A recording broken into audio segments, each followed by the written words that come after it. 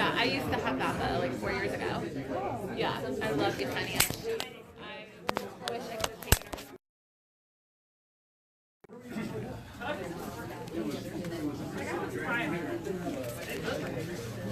How do you?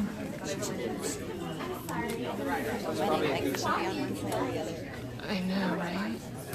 Oh, are you guys recording? Yeah. Are you guys on that? We are. Which one are you? Which page? The VUSD. You're at. Oh, I see your name. Yeah. I really love that one. It's kind of introducing. Well, neighborhood school too and continuation school is really diverse offering in our district. I don't think everybody really knows that. Sometimes it's a part of like that we didn't even realize. I think people didn't realize what the nuggets are or like which ones have TVC or Right. It's really shoddy. Oh, there you go. a little wonky. Here. Oh, thanks. Yeah, great district. You what? It's a great district. Yeah. I went to CC as a kid, and my kids went to Mission Meadows, Roosevelt, and I just started college. The flyer I said it. College run. One just graduated from College Pomona. The other one just finished a stint in the Army, and my younger one's at Calgary. Wow. Congratulations. That's phenomenal. I'm like your age and I'm like in first grade, so. It's okay though, we all start somewhere. I always tell my kids, it's not where you start, it's how you finish, and it's how you got to there. So you don't always have to, you don't always have to accept where you are in life, but you can always change it and move forward. Yeah. That's awesome. Yeah. Good I'm outlook. going to ask you for your tricks for teenagers because I know it's good. You'll want to eat your gum. How old are they? How old are they? My oldest will be 24 in a couple weeks, and then my son a week later will be 22, and I have a 20-year-old. Older, but we're all 15 and 5, and now I work in I love it. My kids are very 0 to 5 years. it was 3, 1, and newborn. Call the meeting to order at, what time is it? 4:36. Everybody rise. Flag salute.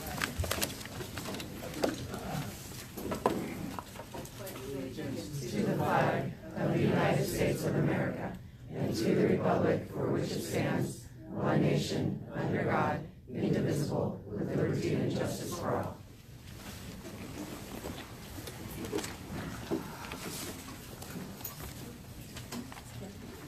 Everybody's face is so serious. I'm sorry. There's nothing to point out from closed session because we did cancel that tonight, so we did not hold a closed session.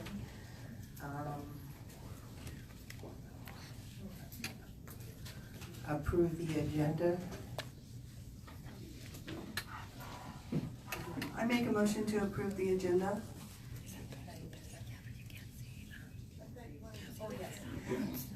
Sorry, can I make an amendment? I make a motion to move up the lawyer cost to the top of the agenda. Item C. A and C for the vote, okay? All in favor? Second. Deb Morton and then Martha seconded. All in favor? Aye. Opposed? Do you want me to see if I can move it here? If she Okay. doesn't mind. So we have the approval of the out-of-state district travel register.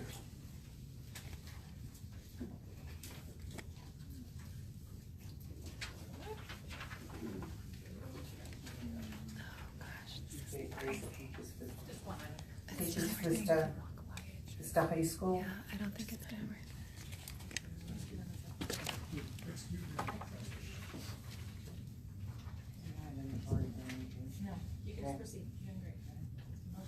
I move to approve the district travel register. I second it. Motion by Cipriano, seconded by Deb. All in favor? Aye. Opposed? Unanimous.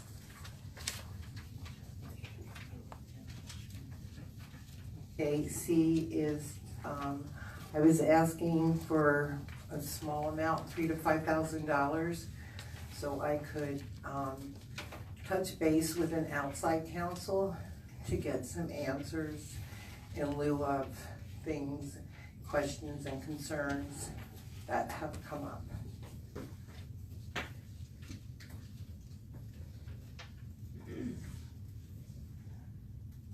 Do you have the, Wait a minute, so in order to even have a conversation, somebody has to move in second, Okay. and then we open for discussion. I make a motion to approve the outside counsel. Second. Okay, Martha? so I was just wondering, do you have the name of the firm already, or? I don't have a name of a firm right now. I personally know a few education lawyers, well, not personally, I know them or their wives. And then Linda was telling me we have a list of firms also.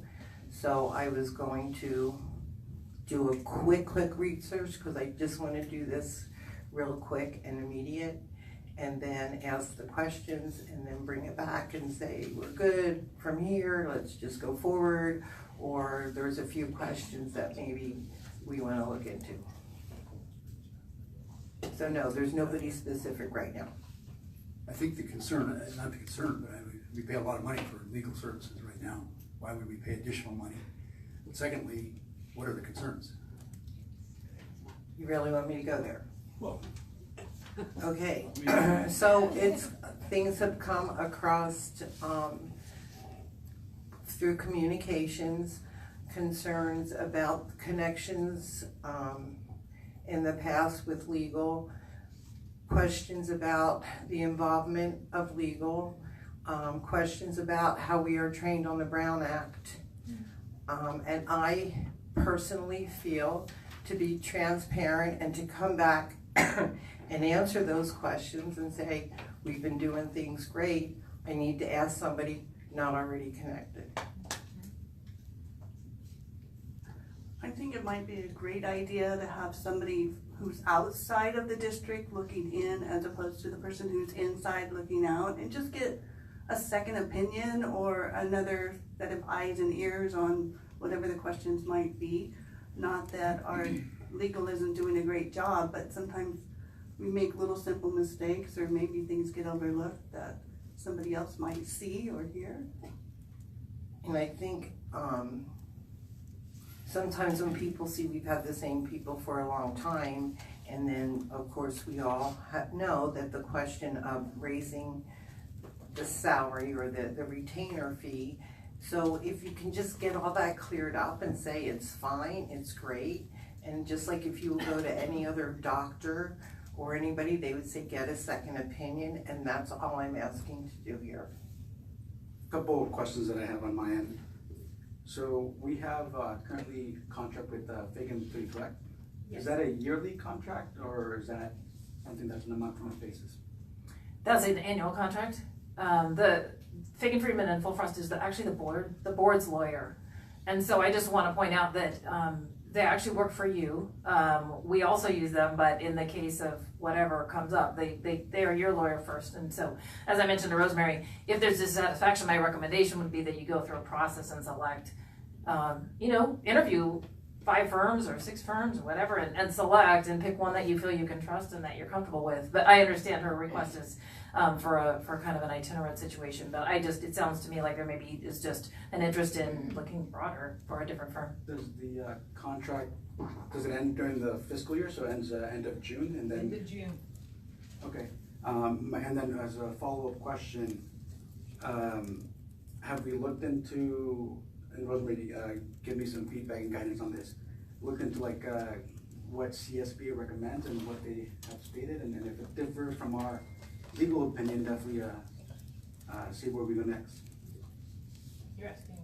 Well, I haven't gone to CSBA about all of our details of what's coming out, and people are questioning, and our community taxpayers want answers.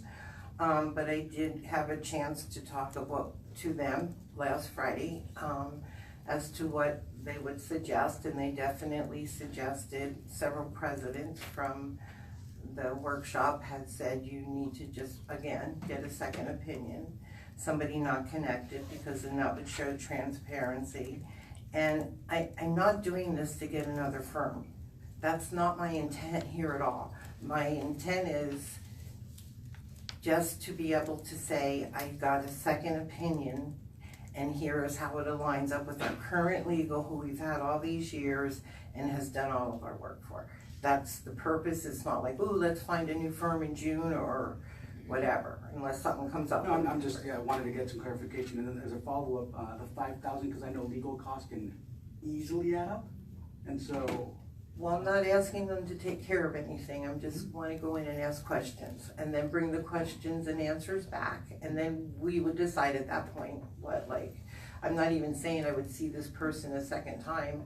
Maybe it would be a free consultation, and that's all it would need, and I could get all my questions, but I was just trying to cover myself if I needed a little bit more answers. And then the last question I have, the selection of this, if we decide to go in this route, who would have the authority to select the firm or lawyer? Well, I would think it would, I don't really know the question. What I was hoping in my mind was Linda had offered firms that they already know about and are familiar with. And then, like I said, there was, I talked to a few presidents in North County, and they gave me some suggestions too if I wanted a second opinion. So what I was gonna do this weekend, because I have a long plane ride, I was gonna get all the suggestions, see if I could get the firms, and I was just gonna kind of look up and who could I get to the quickest to get this answered and off of our plate, hopefully. And then, yeah, and then we can move forward in a positive way. Rosemary, have you already discussed this with any legal counsel? No. Okay, well, I think what the first place that you'll discover is that and even if we're an entity or an individual, you're retained, you go to a second attorney, they're not very interested in giving you any opinions. They already know you have legal counsel. It's it's an interesting fraternity. In my career, I did a lot with lawyers, and that until I know exactly what it is that you're trying to find out and what you believe you've gotten bad advice on, I think this would be a $5,000 expenditure that, given our budget situation, we would not need to make right now. Anybody else? I just think it's a great idea to get a second opinion on anything. It can't hurt to have a second opinion, and then it's all taken care of, and you have the answers of whatever you need from two different law firms that might say the same thing. We don't know until we try it. Well, if you believe that's okay, then I would like to see the questions that are going to be asked. If we as a board are going to approve an expenditure, and your intent is for you to go individually and ask these questions, my suggestion then would be we're going to do it right here in front of the board, and everybody's going to be involved in it, okay. Not an individual board member. I'm not sure I ever said an individual board member, Rich. Never once did I say an individual board member. If this was okay, I would first ask the person who sits. Continue to say you, so I assumed you meant you were in. Because I haven't talked to anybody else about it except for Linda Kimball. Okay, we have a first and a second. All in favor? Aye. Aye. All opposed? No. Aye. No. Aye. 3, 4, 2 against. No, that's not what No, I don't believe it. Don't vote against. I voted against. Hey, never mind. Wrong way. 2 no, 3 against. 3 yes. 3 yes. 3 yes. No, 3 people said no second opinion, and 2 people said yes. That's right. You got it. Okay, so now we move on to the budget discussion.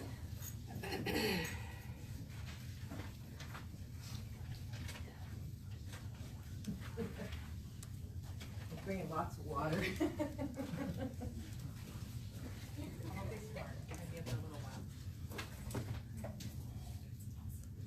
Sign in.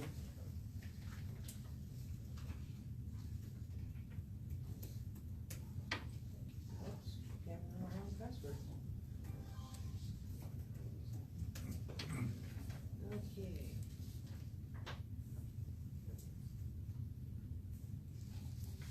So today, we are here to talk about, the budget.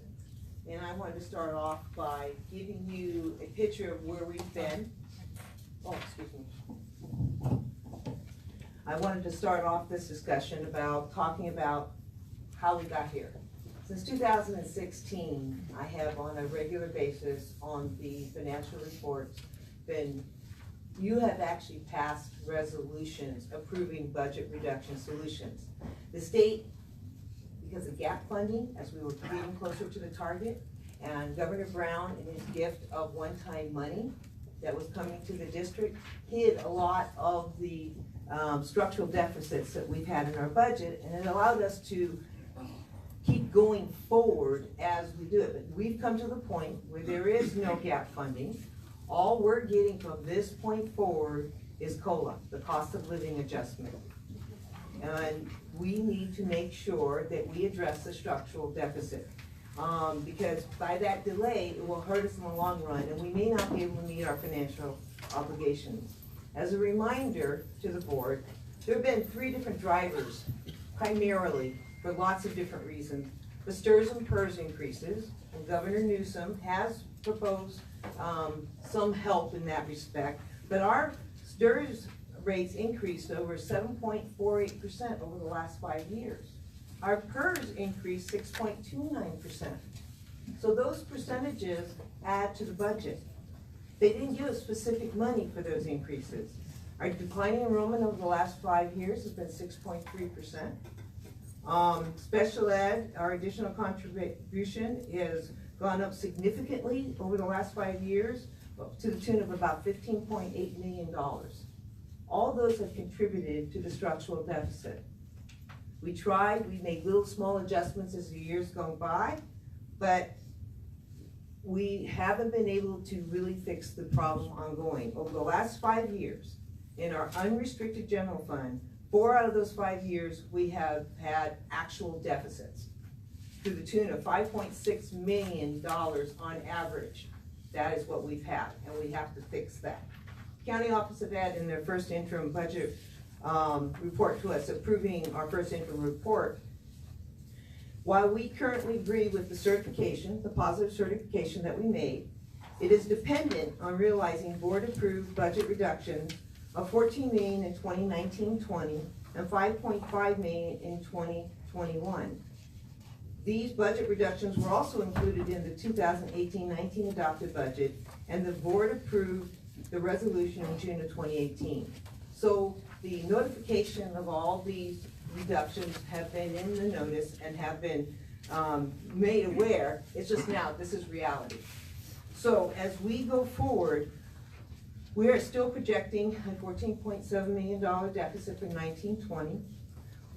Our budget assumptions assumes that we're going to lose an additional 583 students in ADA for 19-20. That's what the demographers has come back and said. We've already taken advantage of the SERP savings and the temporary teachers included in the first interim budget. Can we stop you? That's the retirement.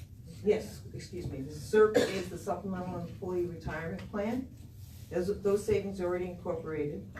So the superintendent initiated the Budget Advisory Committee to begin this process of discussion. And at this time, I'm going to pause before we get into actual items and have Eric Hall explain the process and some of the documents that were shared on the ideas from the Budget Advisory Committee and the Administrative Committee.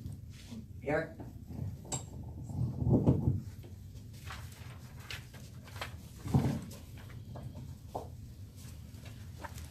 President Smithfield and trustees, Superintendent Dr. Kimball and members of the staff, members of the community, I'm Eric Hall. It's a pleasure for me to be here. I'm president of Eric Hall and Associates with offices in Carlsbad.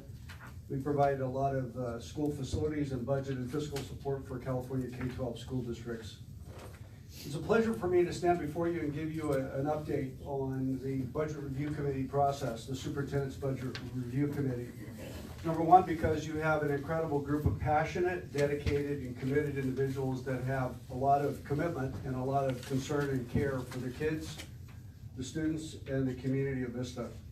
The superintendent established a advisory committee primarily to do two things, two functions. Number one is to share information about the status of the district's budget and to work to build the school district's community capacity to understand the nature of the district's budget and the critical situation that the district is facing regarding a deficit, a structural deficit. That's number one. Number two would be to provide recommendations to the superintendent and to work to inform the superintendent and the cabinet regarding budget reductions that folks are thinking about out there in the community. The budget committee consists of members of your administrative team, members of your certificated staff, classified staff, as well as parents. Many of them are in this room. Many of the budget review committee members that I had a chance to work with are in this room. And perhaps they could stand and be recognized for their work on the committee.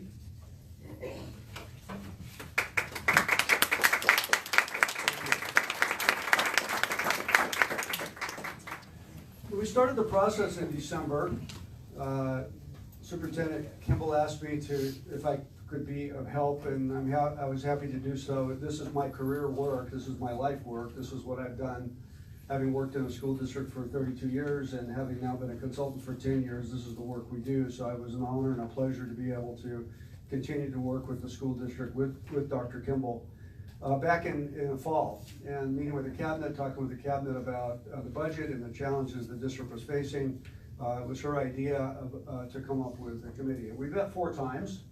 We met on December 12th, January 25th, or January 15th, January 23rd, and January 30th. For at least a couple of hours each of those meetings over at the VIC at the Olive campus. The committee was provided with a lot of information, a list of acronyms, because in education we speak in acronyms, a list of the district's contracts and services provided through consultants, an identification of special ed enrollment, charter school lists, cost of 1 day of school instruction, information on the structural deficit calculations, contributions to restricted funding, positions that are currently being considered for retirement under the early retirement plan, administrative positions, organizational charts were provided of all the district support positions, including human resources, student services, business services, curriculum and instruction, as well as all the district departments. And a list of employees was provided, a history of full-time equivalent positions and the number of positions the district has employed, site discretionary funding, enrollment history. A lot of information was provided to the committee, and I would tell you also that this is a very smart and thoughtful committee. There were several members that brought information forward for committee consideration as well. On comparative spending, there was a nice analysis done of comparative spending in some of your neighboring districts, both Oceanside, San Marcos, etc., was provided by one of the members. Lots of additional questions were submitted. As you know, there's a website, budget at VUSD.org. There's probably about 50 or 60 ideas that came through there. That entire list was provided to the committee. So a lot of information provided to the group. The group received that information, talked about it, and there was a series of brainstorming activities. And I know 3 of you, trustees, were at one or more of those meetings, and you had the opportunity to see the participation, the passion, and the commitment of the staff there. So we began by brainstorming ideas. Under the concept that any idea is a good idea, just put it up there, and then we had some discussions about those ideas. We came back at another meeting and went through a prioritization exercise where committee members had the opportunity to put a slash mark by those suggestions that they thought were worthy. Out of that exercise, there was about 120 ideas that came from that group. And you have seen in your board agenda packet the list, and it's up here on the screen, and the committee members have seen this list, again, generated on the 23rd and the 30th. We came back on the 30th, there were some additional ideas that were included and ranked and then prioritized. Now, what I did myself is, in order to make some sense out of over 120 items, I made an effort to group these into various categories, and what you see in front of you is a ranking of budget recommendations by the Superintendent's Advisory Committee that are ranked based on the highest numbers of votes or slash marks that the committee members provided. So we did like a gallery walk, if you know what that is, where, I mean, we had, some 30 flip charts in the room, all around the wall, and individuals from the committee had an opportunity to walk around the room and put slash marks where they thought were appropriate suggestions that should be should proceed. Eric, can I ask a question about that? So is that where it says 37 votes? Yes, ma'am. Okay, so were there 37 people in there, or did people get to put different, were there 37 people voting? Well, so it's a total of 37 votes for this general category, and it's made up by the subcomponents you see. So there was 9 votes to reclassify the executive director to director. There were 8 votes to remove refreshments from all DO meetings. And so what I did is simply added all those up. So one person could have 2 votes in that category? Yes, within that. one person could have more than one vote in that category, On the exactly. subcategory. Okay, so the total votes were not the amount of people, and several Correct. votes could come. Correct. I missed that. Yeah.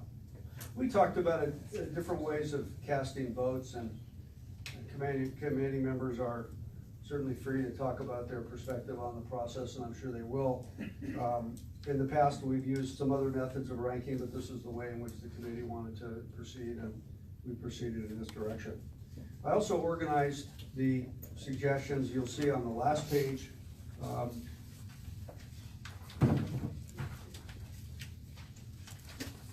A list of recommendations, questions to be answered, and recommendations to be studied. These potentially, you might look at these as maybe a little bit of a longer term solutions, because these are studies, review, analysis, and there's a couple of items in here I think where committee members wanted more information, where the first 90 or so items are strictly items related to reducing expenditures or generating revenue. These are very thoughtful ideas about, things that should be looked at and studied and reviewed and examined. And that's the way that we, chose to kind of organize the information. Committee members have seen this, and I believe this item is out there for public review as well. So, so that's your budget review committee list of recommendations. I know there's a lot of detail there. I know it's a lot of information. It really speaks to, again, the level of intelligence, passion, and the awareness of this group. I'll tell you also that these are not easy processes to participate in or to initiate. I consider a budget review committee to be a best practice in the school district business administration. It's a best practice to get people's perspective. It's a best practice to try to have the education community to be as smart as you are about the issues and the challenges. But it's also not a very common practice. It's not a practice that is required by the Ed Code. It's not a practice that the county office would require you to do. It's a practice that your superintendent brought to the table to receive input and to have conversations about the budget challenge. And so, is it a perfect process? Probably not. Could we have used more time? Yes. Could we have provided more data? I'm sure we could have. Were there additional questions that the committee had? Yes. But I think we did the best we could with the time schedule we had available and the number of meetings we had and the data available to provide the committee. So I think there was a genuine interest, my editorial opinion, a genuine interest by the district to provide as much information as reasonably could be provided in the period of time in between meetings. So that's my kind of summary, I guess, on the Budget Review Committee for your consideration. Did you want to pause there, or you want me to talk about the administrative group? You can, I'll go click out of this and do that.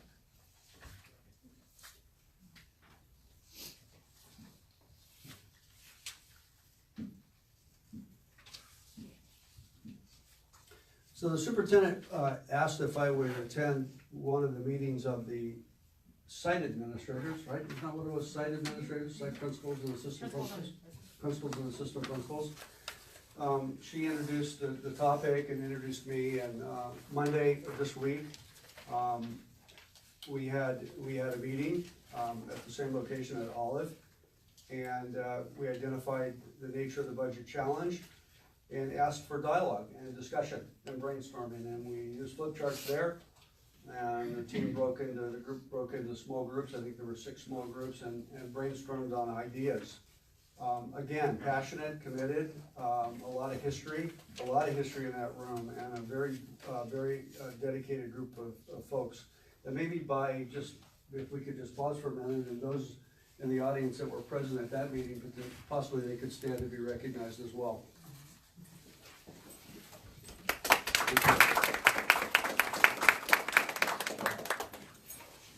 So we did a brainstorming exercise, and I had gone into it thinking we would cast a vote. We would kind of figure out, okay, what are the most important areas that the district should look at in terms of budget adjustments?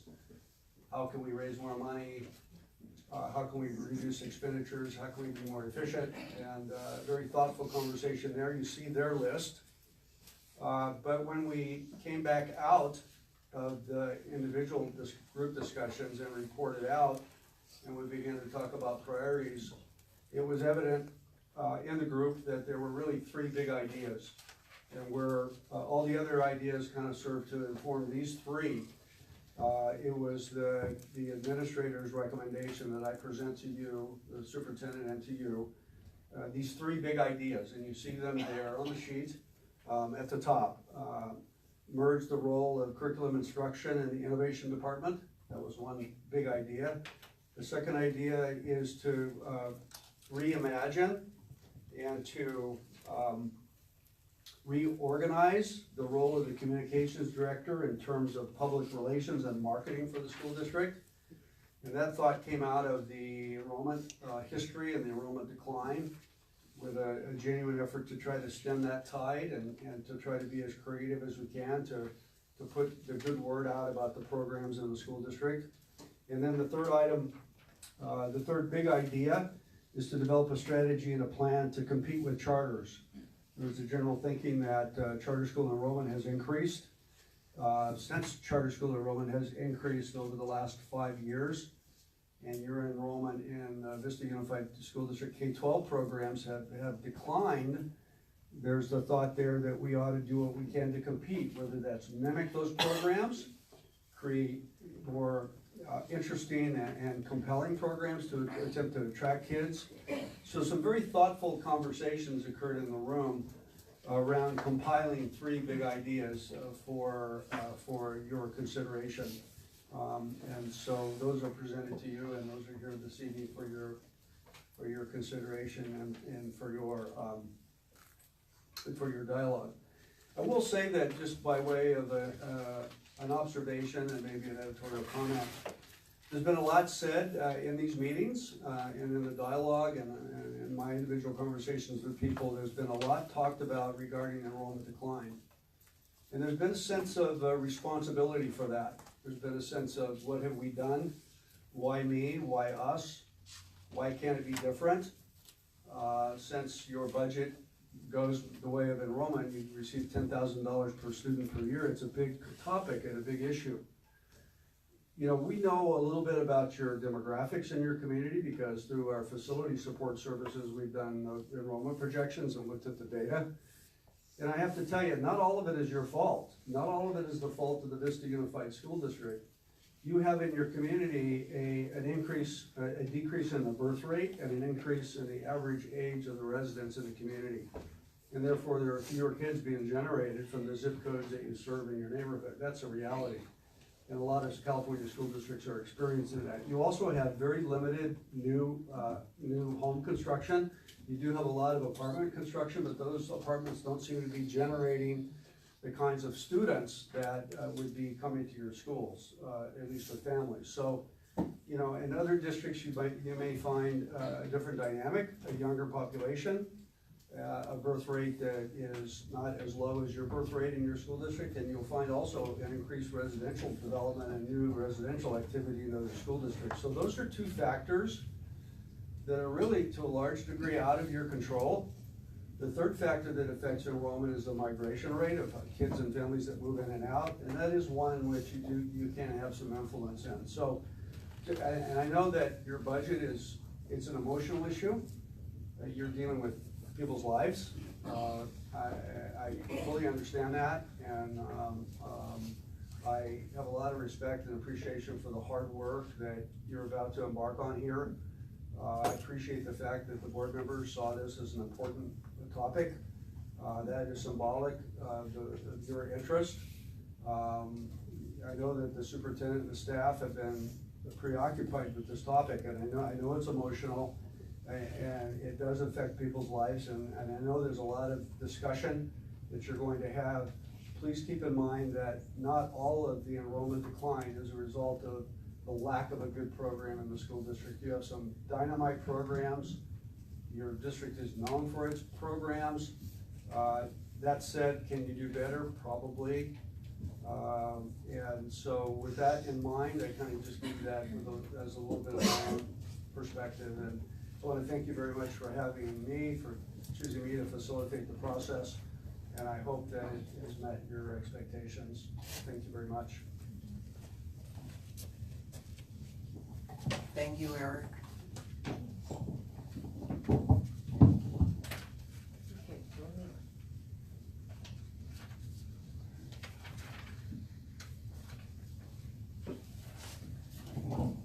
So the next phase of this is to go through what the superintendent is recommending to the board. The budget cuts need to be done.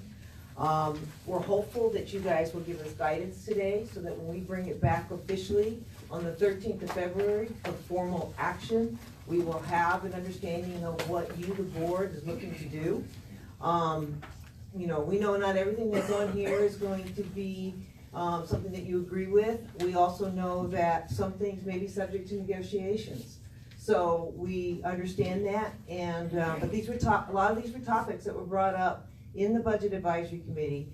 We tried to listen to the comments and the commentary from board members on many times, keeping it away from the students at the school sites and making sure that we limit the impact on teachers doing their great job of instruction that they do each and every day, making sure that they can fully function there at their schools. So with that being said, I'm just going to start going down the list. If you have questions, ask them. And if I can't answer them, the team is here. We'll answer them for you as we go through. Donna. Yes. Yes, ma'am. Before we start, I just want to know, are all the suggestions from the other committees somewhere on this list, or did we leave some off? We did leave some off because some couldn't be done. I'll give you a good example of one. Have the students clean the classrooms with the teachers in charge.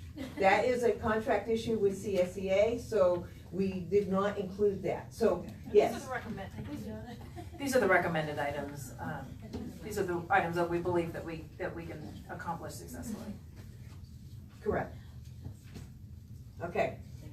And I'll make this a little bit bigger so that the audience can see this.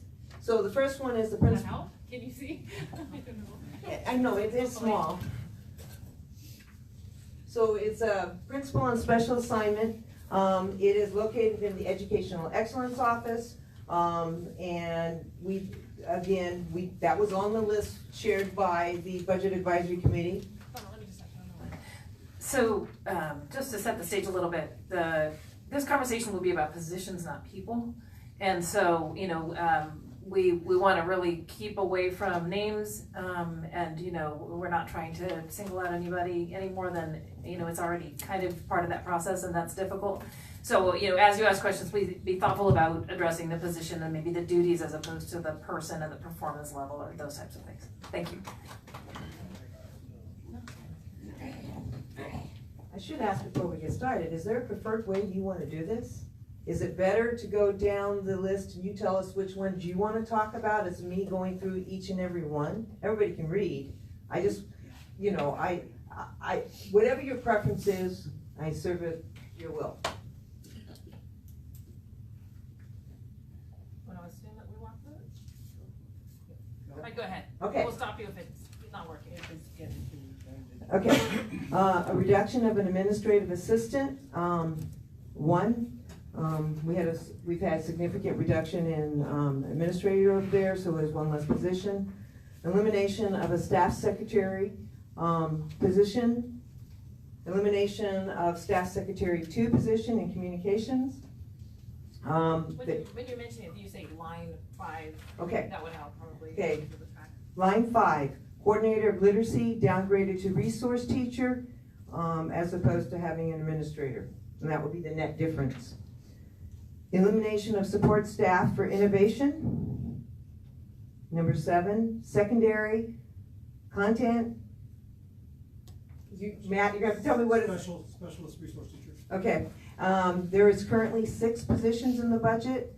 4 of them will go back into the classroom. 2 will be, one for next generation science standards and the other one for math, and they will be funded out of Title I. Wave pack teacher on special assignment will be going back into the classroom. Question right there. For that wave pack teacher, I know that the responsibility is of setting up trips to universities, partnerships with the Alliance. Where are those, are we gonna continue with that type of work? And if so, where are the responsibilities gonna be housed? What my understanding is, and Matt, you can confirm, I think it's coming out of educational excellence. The work will still be done, and we still be arranging for students to take trips to the college and universities. We'll be looking for our AVID coordinators at the sites to pick up a little bit of the responsibilities of helping us coordinate those trips. They do that already as part of what they do with their AVID funds. So now we'll just be opening up other opportunities for them to coordinate. If the student is not part of AVID, That's in addition, would be the wave pack trip would be in addition to what we're doing AVID wise. Perfect. But it aligns with exactly wherever you're going. Number 9, eliminate a district-wide instructional aid. It's been difficult to find training opportunities, so this was a recommendation. Number 10, 80% counselor moving from the general fund to mental health. We get about $1.3 million of mental health dollars, and between 10 and 11, one of the items that someone suggested in the budget advisory, create our own programs. Let's stop using non-public agencies and non-public schools. We've got great people, let's use them. So special ed has developed a program whereby we're gonna do this. And the combination and the savings is we spend close to $600,000 on a contract for mental health services, and these will be what the savings will be by using our own people. who do we currently contract with? North County Family Counseling. And you think we have the skill set to make sure that we're successful, not wasting money or underserving with the current contract? Our special ed executive director believes that we have excellent staff that is able to do the work that is required to help our students. And then as a follow-up, is it teachers that are certified or that have a master's in social, like what's the? These are trained mental health professionals. She would be making sure that it was a replacement of contracted services with people in-house with the same certifications.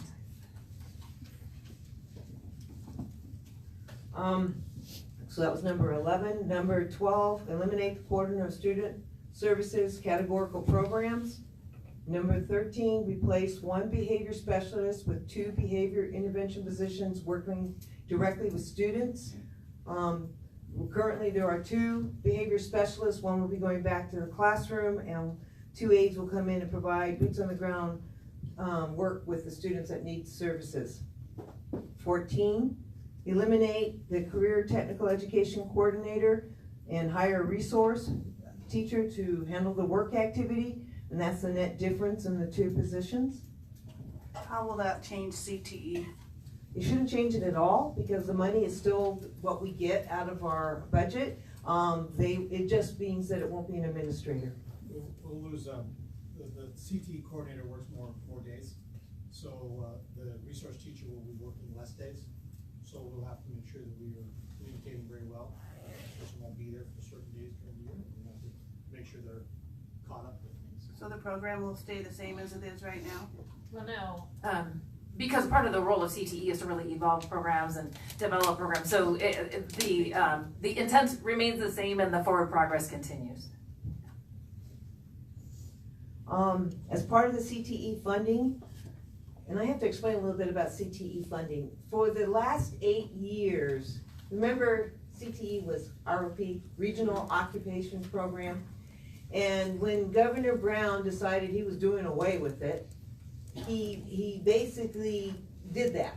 And we were all funded through the County Office of Education. And we were given an allotment for our ROP program that was run by our adult ed program, and it served adults and it served children. When it went away, the county came back because everybody got severe cuts like right away. We were getting $1.7 million, but based on CTE funding, we'd only gotten 1.4, so we were going to be hit significantly. Not only us, but Grossmont and some of the bigger ROP organizations were also getting hit. So the county stepped up and said, okay, we're going to fund you up through the LCFF period until we're at full funding. Well, that stopped this year. From this point forward, we're no longer going to get ROP funding. We have been paying for 1.5 FTE, 0.5 at RBV, 0.5 at Vista High, and 0.5 at Mission Vista for the counselors to service on career opportunities for students through CTE programs. They no longer have the money to fund that, so we're moving that into supplemental and concentration, changing the funding source. 17, eliminate the teacher on special assignment position and innovation. You skipped 16. No, I didn't. That's the transfer funding of the 1.45 counselors. I had a question. What Oh. is S&C? Supplemental and concentration Sorry about funding. that. We meant to spell all those out, sorry about that. Anytime you see an S&C, that's what it is. Supplemental and concentration. It's a funding. 17, elimination of teacher on special assignment position and innovation. 18, service learning teacher on special assignment position. It actually was vacated this year, not filled, but it still is on the books, so we're taking it as part of our savings. Let me just, let me go back. Well.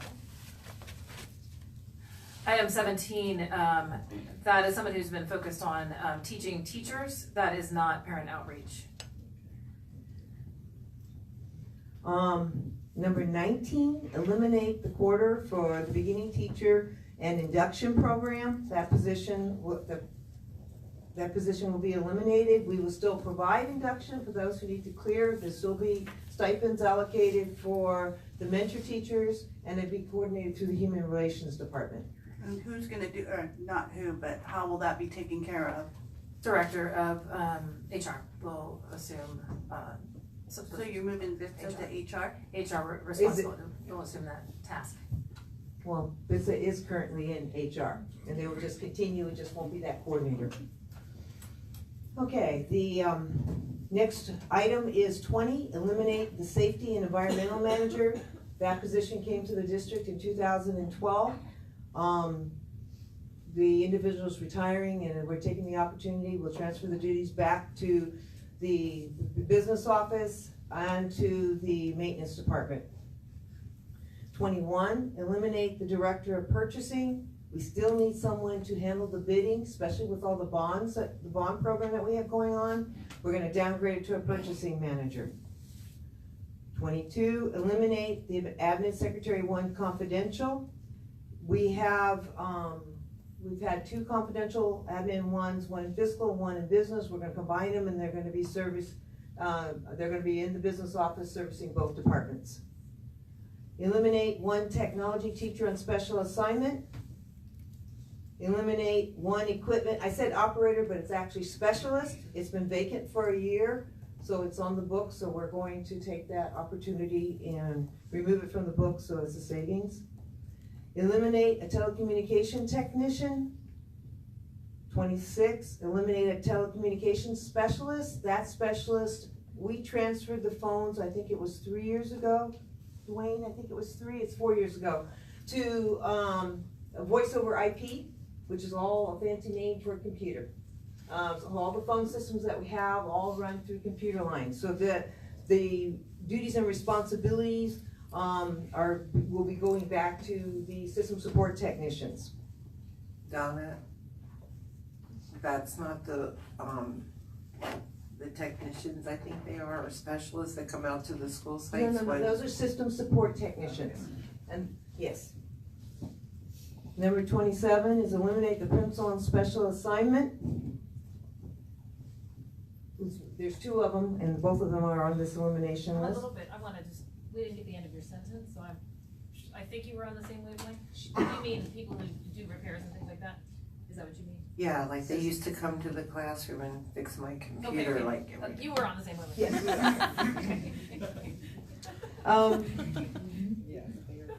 28, math coaches at the high school, funding through Title I. It's a funding shift. They've been funded through supplemental concentration. We are moving it to Title I. 29, the merging of Alta Vista High School with Major General Raymond Murray, the savings of about $1.2 million. So I want to say something about that. Looking at the recommendations that the site administrators made about merging Alta Vista with Vista Visions, I really want to see that as a priority for our district, because I think as I read the proposals and such and spoke to different people, different stakeholders, I think that'll give our district a good opportunity to expand our programs for educational models that other kids in other charter schools or other districts want. And so I really want to see that as a priority. I don't know what my fellow trustees feel about that. I think we will be having this on the agenda in March. So do we discuss it then? Well, there's a couple ways to have this conversation. One is that it's a line item right now. So, the current savings is to merge Alta Vista and Major General Murray, and that is the $1.2 million savings. If the board was to say, you know what, that's not a cut we're comfortable with, you could take it off tonight and it would be off. I'm not comfortable. If you, and then it would be off, and I think at that point it would not need to be brought back as an item unless Debbie Morton wanted to bring it back, because you asked for that to be on the agenda. I asked for it to be on the agenda, not on this list. No, right, I understand that. I'm sorry, so separate things. So as a separate matter, Debbie had asked that it be put on the agenda for March. If tonight you wanted to leave it on, then it would remain on, and I suppose we would talk about it in March. If you took it off, I suppose at that point it would be taken off and it wouldn't need to come back. So it depends on how you want to handle that item. So when would we have the opportunity to talk about that proposal that came across? Because that was a pretty good one. We would want to kind of solidify what exactly you mean, maybe between now and next week, if you wanted to pursue that type of an approach, and when we come back with recommendations, we can include those ideas. So if we decided to take Alta off the list tonight, and then we would come back again and discuss if there was a plan that we could use, such as merging. Sure. If you took it off tonight, basically it would go back to what exists today, and then as a separate matter, you would want to talk about whether VVA could augment, offset, or just improve the offerings to students. Maybe that's a separate matter. I kind of see that as a separate matter. Where is Vista Visions? Where are they housed now? They're at North Avenue right now in the old IMC, Instructional Materials Center. I run by that location every day, and that's not a very good place for a school. We need to think, and it's growing, and we need to place it in a place that has a lot more services available to our students. That looks like a little office in a business park.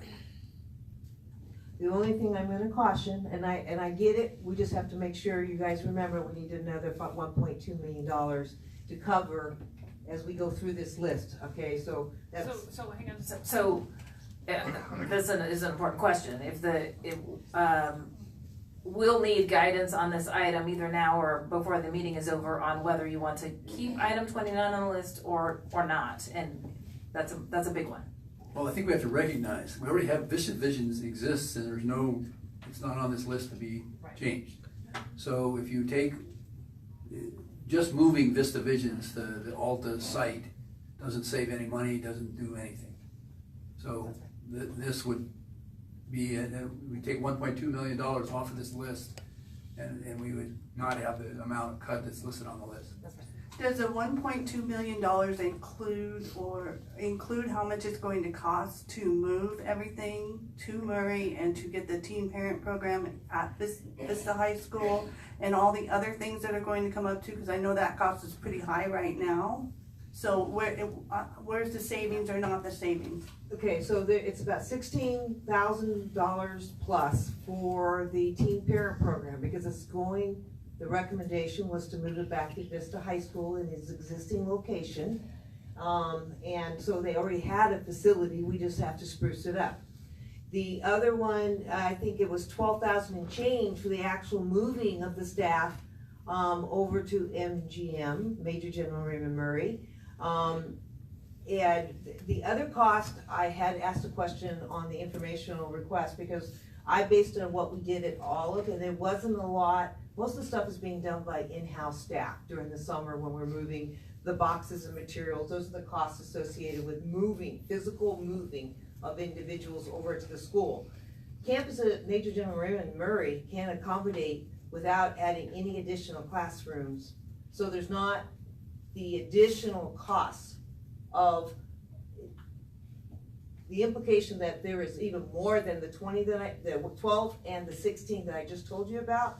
I can't see it, but there may be, but right now that's what I know of. Those are the things that I know based on the experience of moving other schools. What about the grant for the teen parent program at Alta Vista? We would still have to maintain that grant.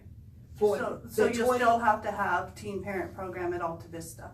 No, ma'am. The grant just says that we own the building after we make all 10 payments. So the $28,000 that we have to pay, we have 2 more payments to make, we have to still make them. At the end of that period, we own the building with free and clear. So it was for the building and not the program? No, it was for the building. I also want to point out that the anticipated occupant of Alta Vista in the case that Alta Vista moves is preschool, and there's $1.5 million in preschool grants that we had anticipated using to place early childhood education at Alta Vista. If we choose not to do that, we would have some talking to do about if we have capacity, and I imagine we do. We probably have to spread them out for those preschool slots. Well, Eric Hall was just up saying there's declining birth rate in our city, so I'm really confused. Why are we bringing in a preschool that's birth to whatever when we have declining birth rate?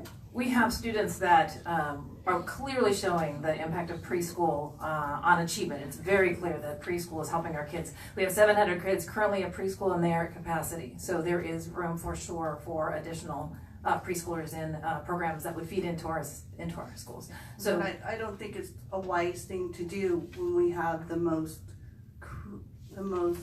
challenging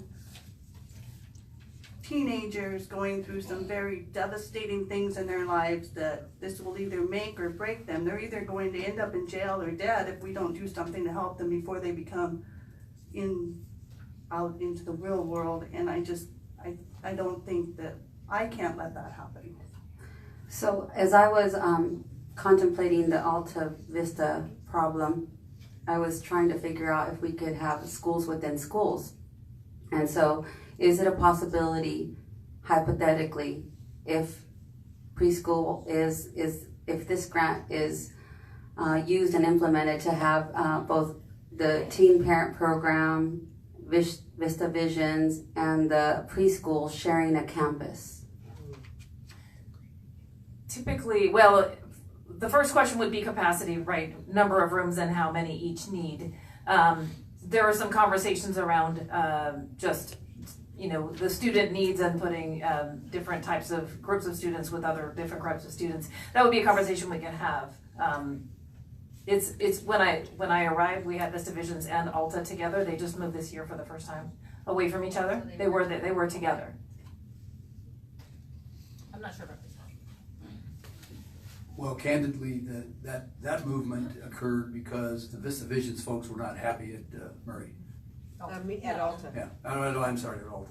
And so they that's the reason they're now down on North Avenue.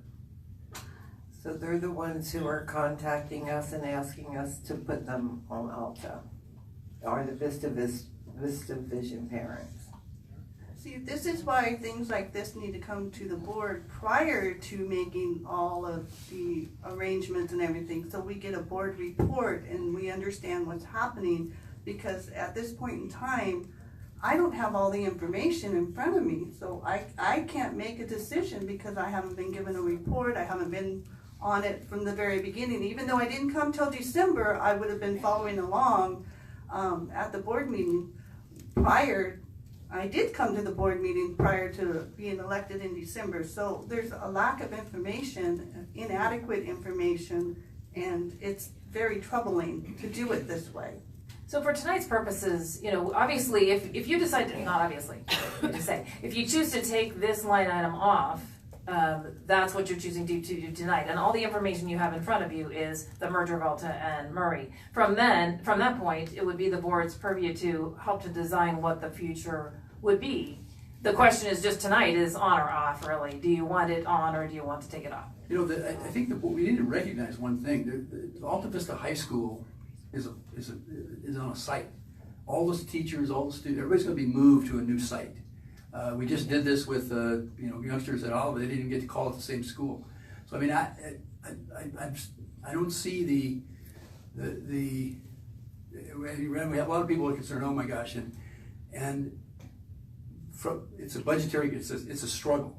The Alta Vista, the school of Alta Vista is not made up because it's over here off of around the corner from us. The school's made up of the teachers and the people and the kids that are there and the program that they had. And both of our continuation high schools among students and people who participated in them, have both had excellent reputations. Kids love their school program, and so I understand that part of it. But the loss is not that the kids are not going to have, they're not going to suddenly be eliminated. We're not going to put these kids out on the street. They're going to go to school with Jill Murray. But some of the My programs. concern is that these students started in our high schools, and obviously we're not successful at it. And they are now in a situation to where they are in small classes. They have that adult support guidance every day. We see it every time at the Rising Star Breakfast, how they change lives around. To put them in classrooms now, 25 and 30, I can't see how putting them back into the same situation is going to get them where they need to be productive in society. Class cap for continuation school is 25.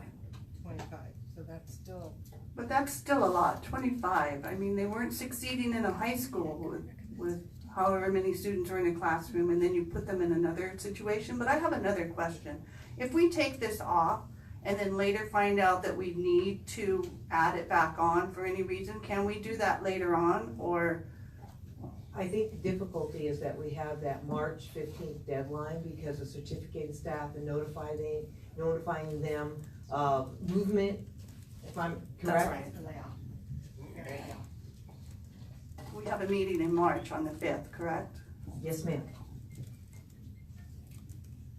So you do, but at that point, it would be too late to make the recommendation to proceed with that decision, right? Because you have, March 5th would be bringing those recommendations to the board. If we have a yes. The March, yes. We'd be up against a deadline. Do we need a motion to take it off? Then I request that it be removed. My only recommendation at this point in time, let's hold it off. Let's go through the rest of the list, and then let's come back to it. Let's come back to it. That's a good idea. And see why. I'd rather do it now. Yeah. I'd rather do it now. I'd rather do it now. I disagree. Okay, so it sounds like we have, Rich who would leave it on, Martha who would take it off, Deb would take it off, Cipriano, we're not voting, we're just a little gathering of information here. Cipriano, you would, I gotta know where the other cuts are coming from. You're not so- sure. Okay. And Rose, you would. I would take it off, and I think we have that whole week to look at where the other cuts are coming from. Okay, so for the moment, for now, we will take it off and plan to bring it back, without it. Next time. Okie dokie. Okay, item number 30. The next few items are funding shifts. Under supplemental concentration, we have a lot of different things that we have to do. We have this year it's 28 million. We are projecting for 19-20 that it's between 29 and $30 million that is supplemental concentration. It is supposed to be used, it is used, principally purpose, to provide support for students, all students, but specifically students of the unduplicated population.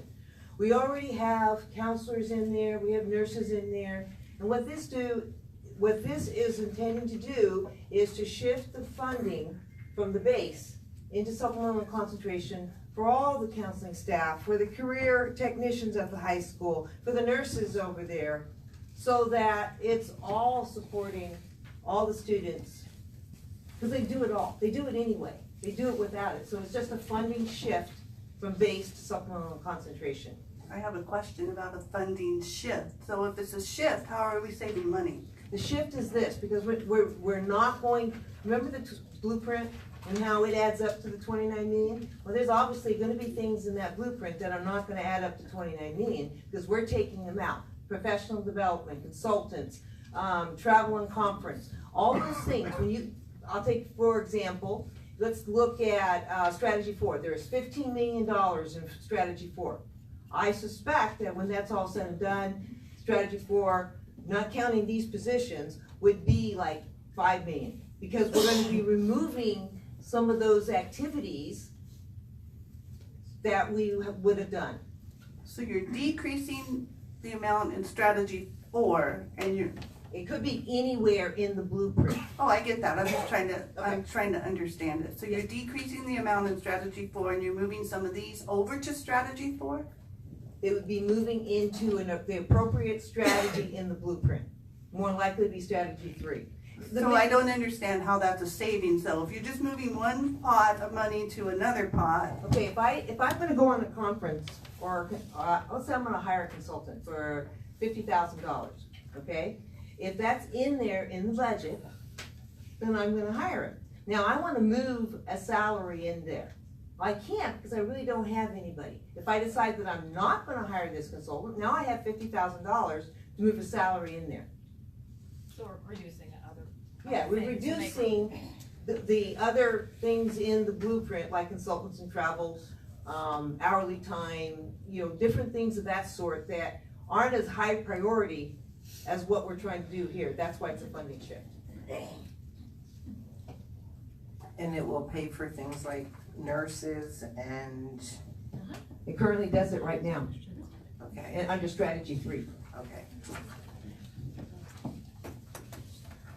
So that was 30, 31, 32 is the LBNs. These are all funding shifts. 33 is funding shift of counselors. 34 is funding shift of the librarians. We already have the IB librarian already in there. 35 is the elimination of intervention teachers at Alta Vista High School in Murray. They're currently funded out of supplemental concentration. Donna, Yes, can I ma'am. go back to the funding shift? I'm sorry. Yes, ma'am. So when we do this, it's not gonna come back to us and say, oh, well, we shifted the funds and now we find out we have to cut 4 nurses. No. We'll no, ma'am. keep what we have, or maybe even if we see the need, if we have the money to add more to those positions. I don't see where we're gonna have more. Well, but- you never know, there might be You never know. someone I never know. A wish and a prayer, but, we're not, we are not cutting. Cutting her, okay. Okay, 36, the Director of Measurement and Monitoring. It's a vacated position, it wasn't filled, and we formally will eliminate it for this year. 37, savings for site discretionary budgets due to reduced enrollment. So as you reduce enrollment, you need less money. Those are the savings associated out of the site discretionary budgets. 38, reduction of district department discretionary budgets of 30%, $232,000. 39, reduce consultants from supplemental concentration and unrestricted 5,000 objects of $2 million. 40, reduce travel and conference, 130,000. It's all unrestricted resources. Reduce cell phone usage charges by 50%. That's at 58,000. There will be some cell phone charges, maybe in the form of stipends, because people do use their cell phones in communicating with parents. We have things like ACES programs where parents reach out, so there will be some cell phones. The maintenance crews and grounds crews use cell phones and to keep in contact, especially in cases of emergency. We know the GOV 42 is the governor's budget proposal for the STIR savings, which is about a 1% saving, $925,000.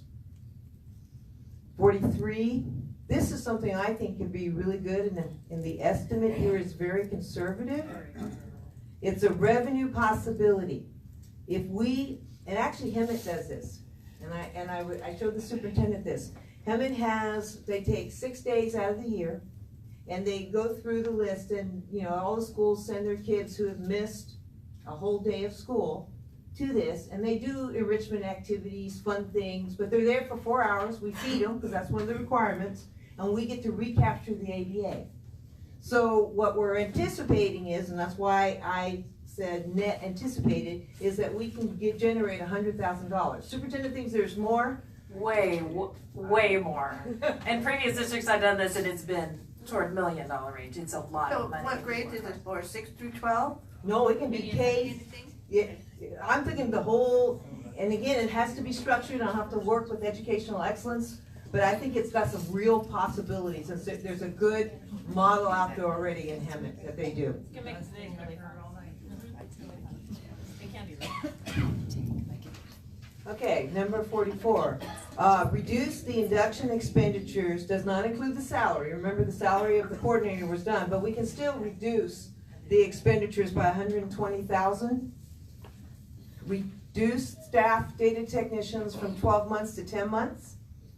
And then that was our priority ones, which added up to about 13.2. So now it's about 12.12. That's okay. Are those the folks that, those are our computer techs, are they on-campus folks? No, sir, they're not. They're the ones here at the district office in special ed. So that totaled up to 13.2, less 1.2, we're now at 12 million, just a heads up.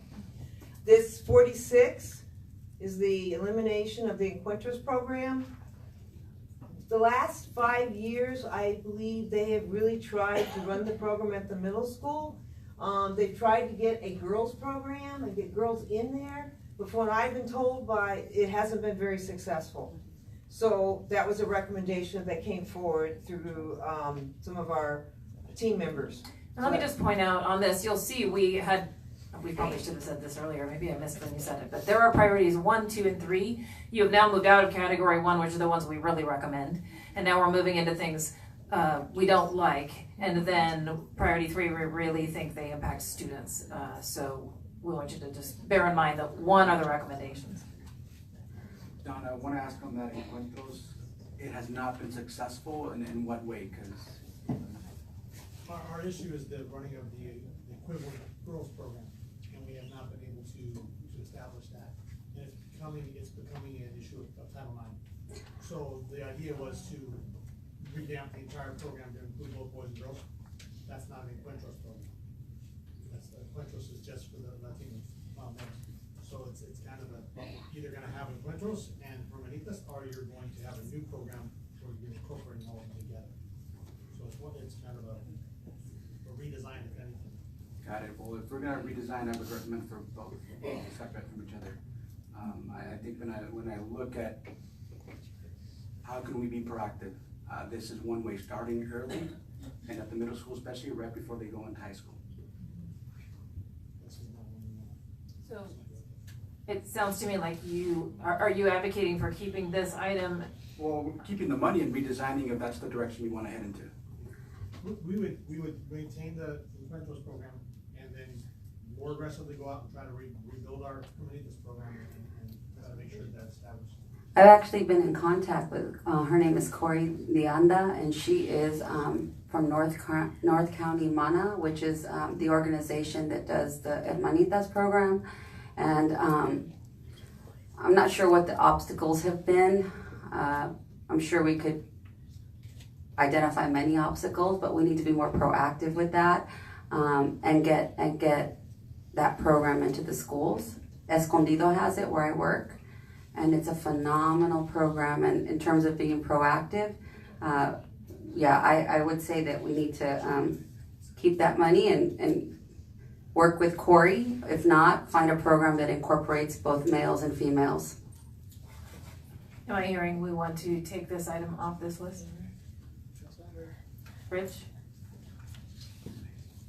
Martha, yes. Deb? Brennan? Removing it, line 47. I'm sorry? 46. We are now moving into priority 3. The 47 is the elimination of the hourly prep teachers. This is in combination with 48. We have put forth a model where we could maintain collaborations at the elementary schools and in combination with the wheel teachers and the prep teachers, and also accomplish some prep time outside of the instructional day. But we would have to have negotiations with the bargaining unit to try to accomplish that. Otherwise, these positions will go on the chopping block, except for the prep teachers, which we'd have to keep so we can maintain prep for our TK3 and our 4-5 teachers. I would kind of recommend, if it makes sense to you, that you handle all the priorities 3s, let her explain them all, and then talk about which ones you prefer. You can go line by line, but you might like some more than others after you hear the explanation. So I'd kind of suggest, since we're not really loving any of them, that you maybe just let us explain what they are and then talk about it, if that's okay. So 49 is the elimination of personal learning teachers. There's 6 teachers that we currently have. They are using for STEM and garden, and there's a PE teacher. They use them at, I believe there is... These are neighborhood schools. Yeah, Temple Heights, Monte Vista, Beaubier, Foothill. Yes, Foothill Oak. So, Donna, can I interrupt? Yes, ma'am.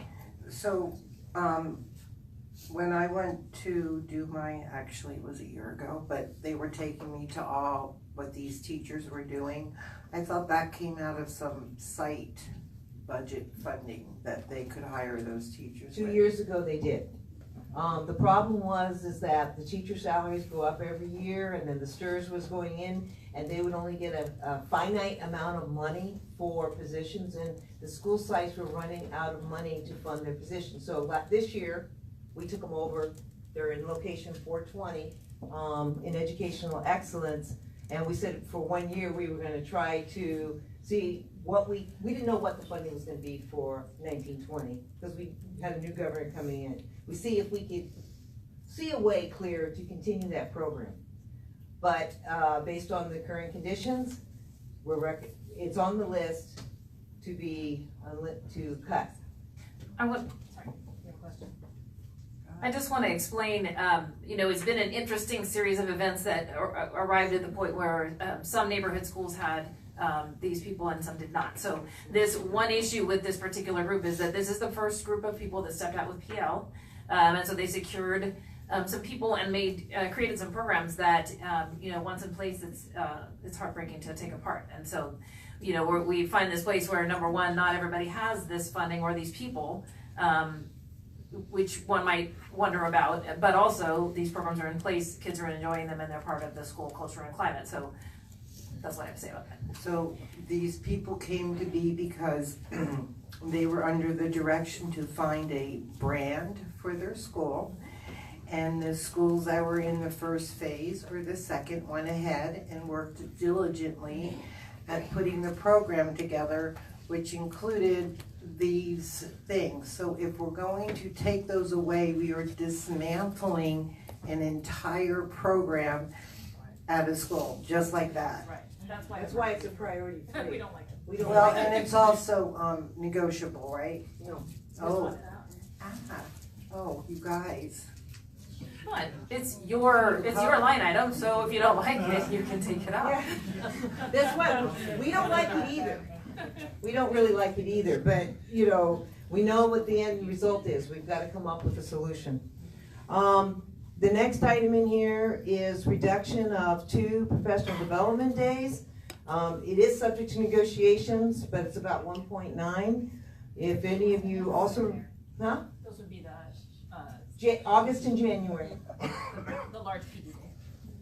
We also know 51, the last item on here, is reduction of 2 instructional days.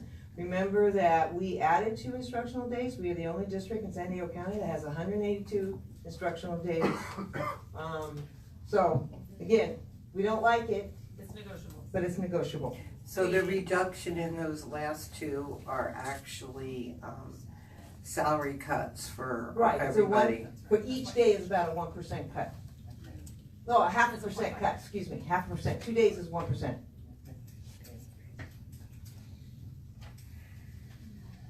Anybody want to discuss anything? I mean, basically, that's what this was just for, to get the information so we have time before we have to make a decision. Okay, Donna, the number you were shooting for was 14 million, is that? 14.7. 0.7, okay, it's almost 15. So,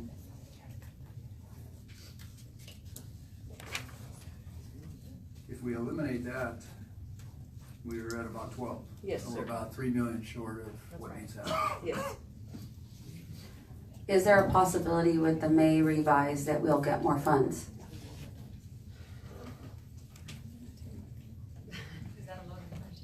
Yeah. I really don't know. A lot depends on the tax returns that come in April. And the way the legislature is looking at things, there's lots of demands for the money. Hope is not a strategy. But I don't know. And I would rather us think proactively, and maybe there's other areas that we have not addressed that you as the board can make suggestions for us that haven't been stated. Here's one suggestion. I know that we pay a good amount with contracting with the VUSD sheriff and the Oceanside PD. Could we do that in-house and save some costs?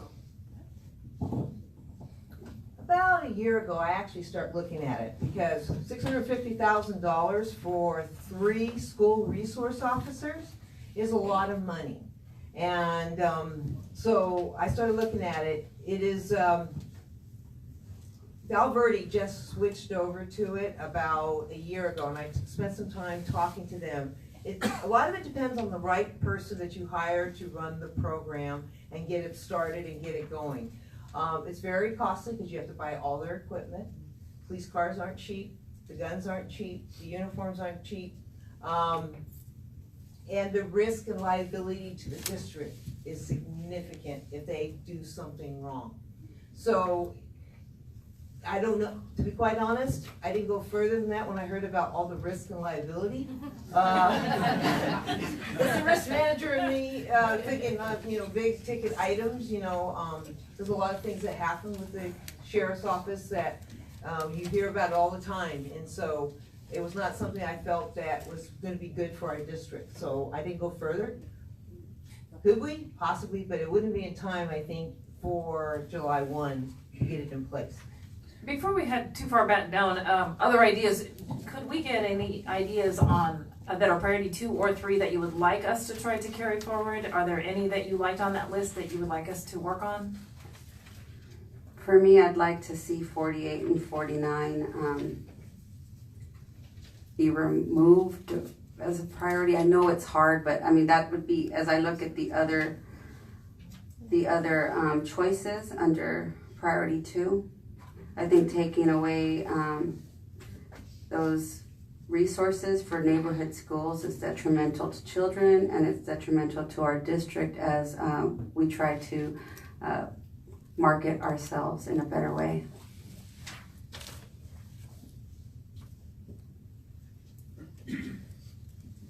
Us pursuing the additional days at 50 and 51?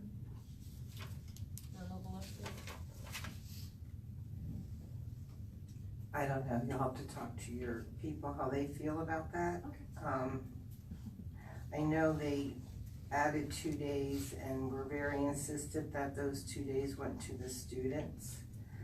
I know they're not really thrilled with the PD days, so I don't know, I would talk to them and see how they feel. I agree with Martha about 49, 48, I think is a wonderful thing that what we do. However, it's something we could add on if more money comes in. Like we did it forever without the wheel. I don't know where I am with that because I'm all for collaboration, but we have to let our teachers collaborate. We can't dictate from the top. So it's kind of like if that's how it's gonna go, then no, let's get rid of it. And if the sites don't have control of what they talk about. One of the things to think about with the PD wheel is that it takes the place at this moment. It gets professional developments to development to teachers during the school day, whereas calling substitutes and having substitutes take classes was the method really right before we implemented the wheel. So we're going to have an expense in that category. It's either subs or wheel. The teachers, from the reports I'm getting, are loving the wheel, and so I'm really reluctant to remove that. I understand the interest in having more voice, you know, from the teachers. Yeah, and that's the whole thing. I love the wheel too. I pushed for the wheel from back in the Stanford 6 days. It was wonderful. It's just that I've heard a lot over and over again that they need more control, which is how it was supposed to be set out to begin with. Was they looked at their site, they knew the needs of their site. It wasn't like, okay, the schools this week, you're gonna talk about this at your wheel time. And I think that will be the only thing. If we can get that right, then yeah, it's one of the better things we do. I have a couple of questions, Donna. What is the percent of reserves that we have currently? Okay, as of this moment, just at 3%. Right? Is there any way to reduce the capital outlay? Most of the capital outlay is in restricted dollars. For example, we're finishing up the Proposition 39 grant. That's out of capital outlay, where routine restricted maintenance does the repairs. That's capital outlay. That's all restricted program. There's not very much in unrestricted dollars. Just because we have a higher percentage of money in capital outlay than our neighboring districts, that's what I was wondering. That's correct, but it's all in restricted dollars. Okay, so you can't move restricted dollars to something else? Nope. Like you were shifting to Nope. S and C? Nope. Hey, it's worth a try. I know. I remember the days when we had categoricals that we could shift a lot of things, but we don't have that flexibility anymore. Okay, the lawyer, we have a $600,000 retainer. Is there any way to lower that the next time the contract? It is not a retainer, it's actually cost for cost. It's what we pay them on a hourly basis for every time we use it. Now, could we work together as a team and reduce those? Yes. But we never know what's gonna come up, so. So I agree. I think we need to go through that, and I've been analyzing where all the expenditures go, because $600,000 when we're cutting needs to be looked at. But that will be in the line item that deals with the $2 million, where it says reduce consultants from supplemental concentration of 5,000 objects. Lawyers are paid out of the 5,000 object codes, and that would be included in that $2 million. So, but we could add more to it if we cut it a little bit, correct? I'd have to do a deep dive and figure out, and we'd have to figure out how much more we could cut. Well, You need to I set think it. that would be a board decision to go through each of the categories that we pay our legal firm and to see if it's necessary to pay a lawyer for all the things that we pay a lawyer for right now. That's a statement. Yeah. So so you were at 12 million. I think we were asked to talk with our associations about 1551. We can continue to take ideas. Just know that I think you're looming kind of close, depending on what happens with negotiations. So just to let you know, because I know Martha's going to be out of here in a minute.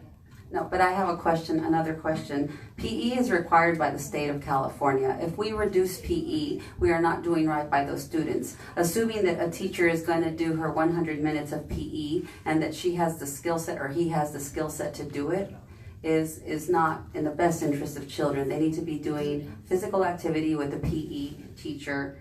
And yeah, so 49 is like, I think even more of a priority than 48 because we could get sued for not giving students 100 minutes of PE, the right type of PE, not just go play on the playground. We're also planning to embed that. Teacher though, it's one PE teacher. I hear the word plural for sites, but this is one particular PE teacher at one particular school. But let me interject. We're planning to do our best to embed PE in the wheel, so that if you don't eliminate the wheel, we'll do our best to take, we have the staff we have at this time and we're constricting. So the thought is to take additional PE teachers and implement them into the wheel and have that made available. Yes, I just want PE to be a priority for our students because it's a health crisis and also because it's a financial liability to VUSD. Donna, could you refresh my memory? There are 3 ratings that our budget gets once the county receives it. And Positive, qualified, and negative. Right now, we're positive and we want to keep it. Before Ms. Alvarado walks out the door, is there anything else you want us to look at for cutting? No, all of those items are really, really hard decisions, and none of those jobs or resources that we have to eliminate, none of them, well, each and every one is important. So with a heavy heart, I look at this budget and these cuts, and it's not easy. I just want all the stakeholders to know that I've been thinking about this, not sleeping about it, and I take it really seriously. the only thing I'd like to say as we get to this is that I recall when we added the 2 instructional days to that, and it was candidly a pretty big feather in Vista's cap in a sense that we were the only school in the state of California that did that.